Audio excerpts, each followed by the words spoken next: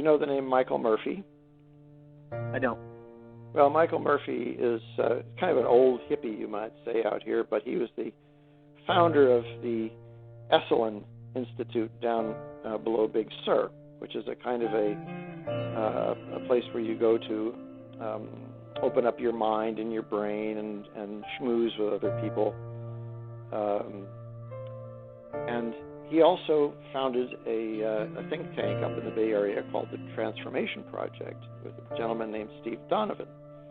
So in the 80s, when I was working very intensely in these areas of what you might call the brain architecture and thought architecture and how it works, sooner or later, I ran into Steve Donovan. Actually, the way I did that was that Michael Murphy wrote a book called An End to Ordinary History, which was a very thinly veiled fiction story about psychic experimentation in the Soviet Union. I picked it up in a Berkeley bookstore at some point. I read this book and I said, you know what?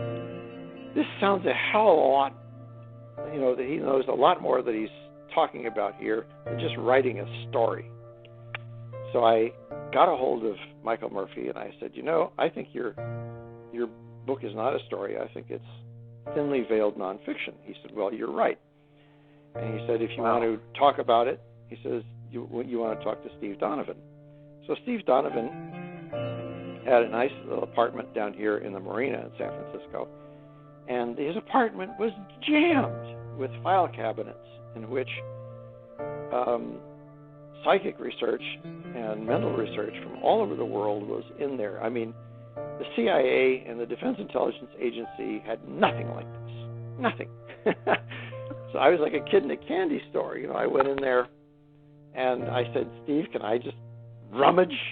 And he said, be my guest. He was very affable about the whole thing.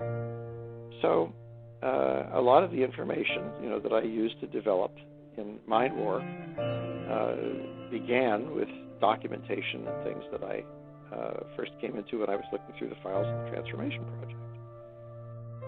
And that's an incredible story. Yeah, well, this happened because both Steve Donovan and Michael Murphy spent a lot of time in the 60s and 70s in the Soviet Union talking with the people back there who were at the very forefront of this kind of experimentation.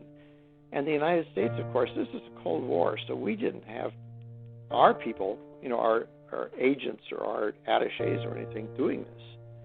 They wouldn't have gotten a welcome. But the people like Steve Donovan and Michael Murphy would go over there on their vacation time and talk with these people and get together and have vodka with them and so on and learn all kinds of stuff and then bring it back.